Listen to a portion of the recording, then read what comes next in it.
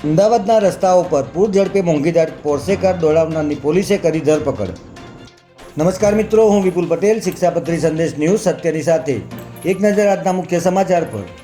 અમદાવાદના રસ્તાઓ પર મોંઘીદાર પોર્સે કારને બેફામ ઝડપે દોડાવનારનો વિડીયો સામે આવ્યા બાદ નવરંગપુરા પોલીસે કાર્યવાહી કરી છે। HCG હોસ્પિટલ તરફથી લો ગાર્ડન તરફ જતા માર્ગ પર શ્રેયાંશ નામનો યુવક પોતાની કારમાં જઈ રહ્યો હતો। આ દરમિયાન પાછળથી વાયુવેગે એક પોર્સે કાર આવી હતી।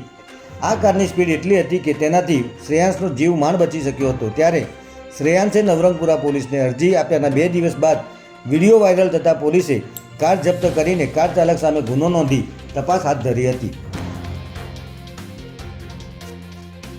નાયબ મુખ્યમંત્રી હર્ષ સંઘવીએ આજે ગાંધીનગરના હેલીપેડ ખાતે 101 ST બસોનું લોકાર્પણ કર્યું છે। રક્ષાબંધનના પર્વને ધ્યાનમાં રાખીને બહેનો અને મુસાફરોને સરળ, સુવિધાજનક અને સુરક્ષિત પરિવહન સેવા મળી રહે તે હેતુથી આ નવી બસોને વિવિધ માર્ગો પર દોડતી કરવામાં આવશે।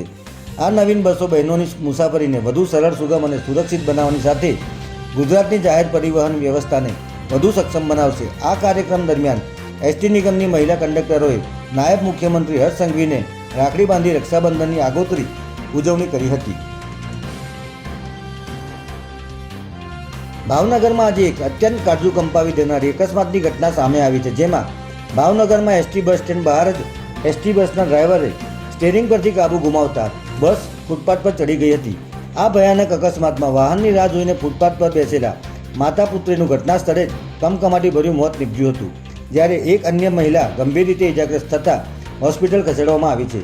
અકસ્માતને પગલે ST વિભાગના કર્મચારીઓએ અકસ્માત સર્જનાર ડ્રાઈવર દિનેશભાઈને પોલીસ સ્ટેશન હાજર કર્યા હતા। જય હિન્દ, જય ભારત।